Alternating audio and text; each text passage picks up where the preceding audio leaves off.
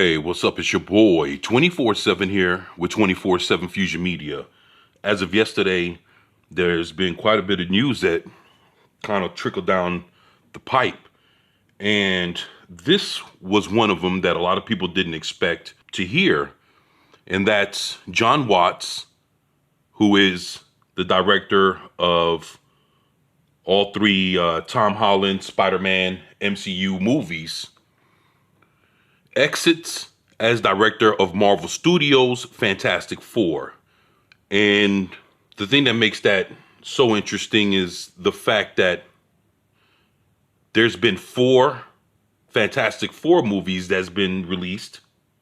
The first one being the 1994 Roger Corman Fantastic Four, and then everything else we know about that came out of Fox Studios. The two with Jessica Alba, Fantastic Four, and then Fantastic Four Rise of the Silver Surfer.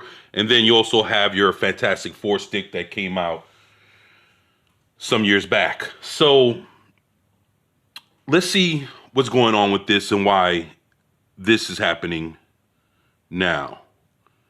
And there he goes, the director, Jon Watts. Director Jon Watts has left the company's reboot of Fantastic Four. Watts directed all three Marvel Studios Spider-Man movies with Tom Holland and Zendaya, including the $1.9 billion grossing Spider-Man No Way Home, which is still in theaters if you guys want to catch it before it actually leaves theaters. And he wanted to step away from superhero filmmaking. I don't see why. I mean, if you're getting the money and you're getting the work. But I mean, if he's getting burnt out and he can't take it, I could understand that too. Making three Spider-Man films was an incredible and life-changing experience for me, Watts said in a statement. I'm eternally grateful to have been part of the Marvel Cinematic Universe for several years. I'm hopeful we'll work together again, and I can't wait to see the amazing vision for Fantastic Four brought to life. Interesting choice of words. Hope we work together again, huh? In a separate statement, Marvel Studios chief Kevin Feige said collaborating with Watts on the Spider-Man movies has been a true pleasure. We were looking forward to continuing our work with him to bring the Fantastic Four into the MCU, but understand and are supportive of his reasons for stepping away. Feige continued, we are optimistic that we will have the opportunity to work together again at some point down the road. So I guess this guy's stepping away from Marvel, period. Like he's walking away from the company. After a $1.9 billion, at this point, Spider-Man, No Way Home. Wow, it's amazing. Maybe he has too much pressure on him. Maybe doing Fantastic Four this soon after Spider-Man probably wasn't a good idea. But then that leads to other problems as well that we'll cover here in a minute. Feige first announced that Watts would direct the Fantastic Four reboot for Marvel Studios back in December of 2020 during the Disney Investor Day presentation, but the studio has yet to announce any release date information about the film, let alone who is writing it. Watts' plate certainly isn't empty. He's set to write and direct the film, reuniting George Clooney and Brad Pitt as rival fixtures at Apple Studios, won in a high-stakes auction last fall. And he's producing a new film, The Final Destination, horror franchise for New Line Cinema and HBO Max.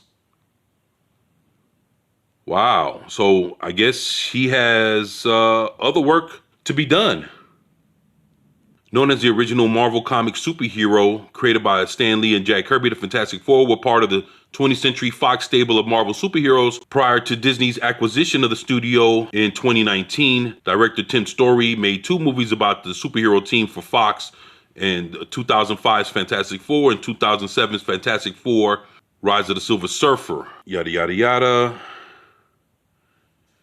In 2015, Fox mounted an ill-fated reboot of the Josh Trank Fan Ford stick or whatever. Yeah, and then with Michael B. Jordan.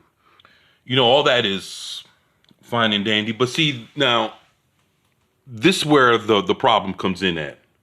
You're going to have another Jack Kirby property being worked on, like the Fantastic Four, and the fact that you botched up the Eternals